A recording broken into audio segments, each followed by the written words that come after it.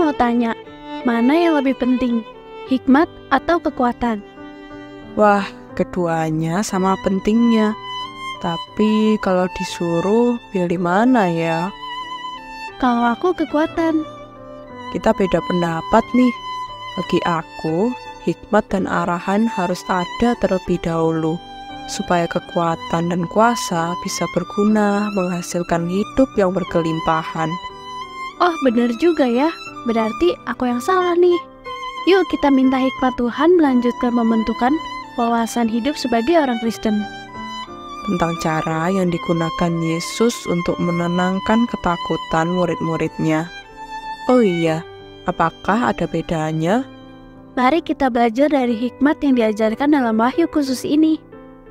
Shalom anak-anak, senang sekali ya bisa berjumpa lagi di dalam renungan PDKA. Shalom anak-anak, sebelum memulai renungan, mari kita berdoa terlebih dahulu. Bapa di dalam surga, kembali kami memohon pertolongan Tuhan untuk Tuhan membawa kami untuk semakin mengerti akan Tuhan, mengerti akan firman Tuhan, dan untuk kami juga boleh semakin hari semakin hidup di dalam kebenaran Tuhan. Tuhan pakai ibu pembicara untuk boleh menyampaikan kebenaran Tuhan seturut dengan yang Tuhan inginkan. Hanya di dalam nama Tuhan Yesus kami berdoa. Amin. Anak-anak, hari ini kita akan membahas tentang 2 ayat yang ada di dalam kitab Markus pasal 10 ayat 39b sampai 40. Ayo kita baca bersama-sama ya. Anak-anak buka Alkitabnya ya. Markus 10 ayat 39b sampai 40. Yesus berkata kepada mereka, "Memang kamu akan meminum cawan yang harus kuminum dan akan dibaptis dengan baptisan yang harus kuterima. Namun, hal duduk di sebelah kananku atau di sebelah kiriku, aku tidak berhak memberikannya. Tempat itu untuk orang-orang yang telah ditentukan." Dalam kitab Markus yang baru saja kita baca, Tuhan Yesus berkata kepada Yakobus dan Yohanes, "Memang kamu akan meminum cawan yang harus aku minum dan kamu akan dibaptis dalam baptisan yang harus aku terima." Apa maksudnya? Meminum cawan itu simbol dari penderitaan. Jadi maksudnya bahwa pengikut-pengikut Tuhan Yesus harus mengalami penderitaan seperti Tuhan Yesus pun harus mengalami penderitaan. Tuhan Yesus harus mengalami penderitaan karena Dia akan menebus dosa manusia. Penderitaan yang harus dialami oleh Tuhan Yesus itu tidak mungkin ditanggung oleh seorang pun manusia di muka bumi ini. Penderitaan di dalam dunia itu ada sejak manusia jatuh ke dalam dosa. Jadi semua manusia termasuk orang Kristen juga akan mengalami penderitaan. Pengikut Tuhan Yesus bersekutu dengan Tuhan Yesus termasuk bersekutu di dalam penderitaan Tuhan Yesus. Tuhan Yesus mengalami penderitaan dengan mati di atas kayu salib, tetapi Tuhan Yesus juga adalah Tuhan yang bangkit.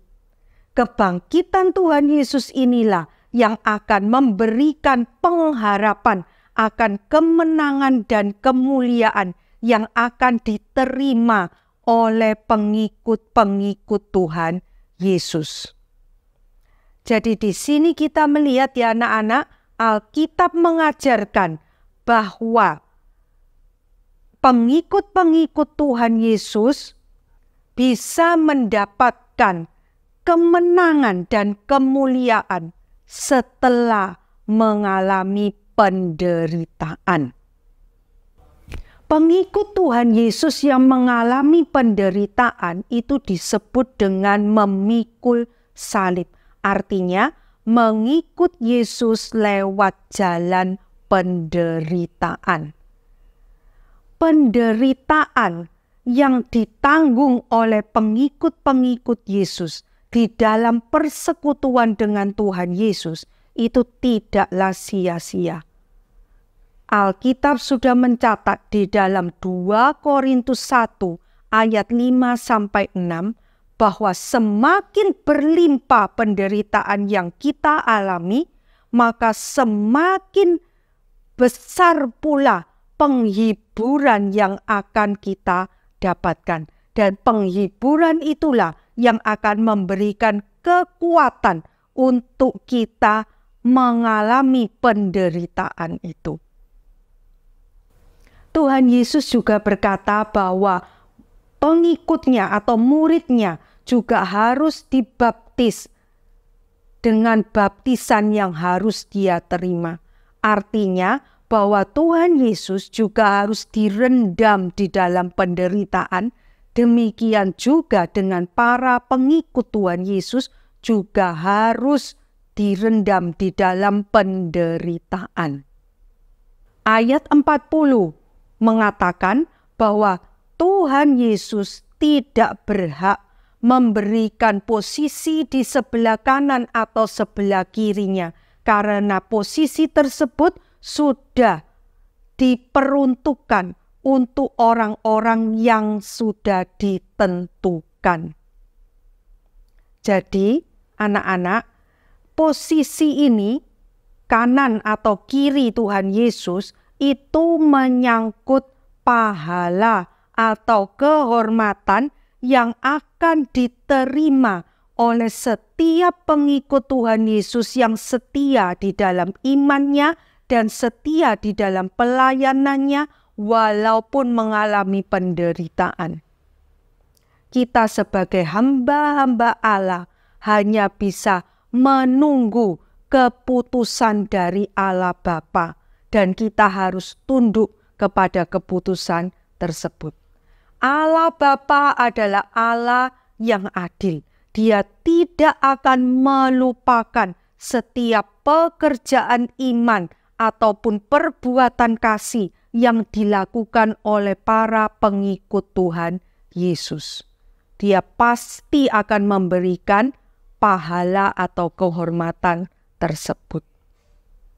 Marilah anak-anak, kita sebagai pengikut Tuhan Yesus, kita terus setia mengikut Tuhan Yesus dan setia melayani Dia, walaupun kita harus mengalami penderitaan. Mau anak-anak? Amin. Mari kita berdoa. Bapa di dalam surga, kami mohon pertolongan Tuhan. Di dalam kami hidup, berusaha untuk terus setia dan taat kepada Tuhan. Karena hal ini bukan hal yang mudah Tuhan. Apalagi kalau kami harus mengalami penderitaan. Tuhan kuatkan kami, hiburkan kami, agar kami dapat berkemenangan di dalam melewati penderitaan demi penderitaan yang memang harus kami alami. Terima kasih Tuhan, hanya di dalam nama Tuhan Yesus kami berdoa. Amin.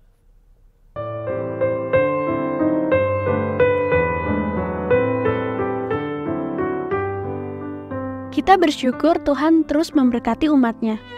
Baru saja kita lihat bagaimana Kristus tidak berusaha membuat masalah lebih baik daripada yang sebenarnya, atau memenuhi dengan pengharapan bahwa Dia pasti sanggup meloloskan diri dari bahaya.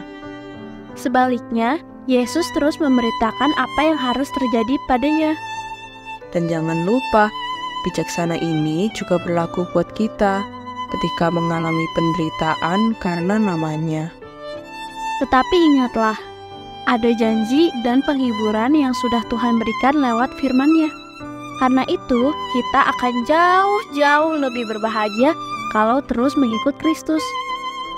Aku juga mau. Teman-teman bagaimana?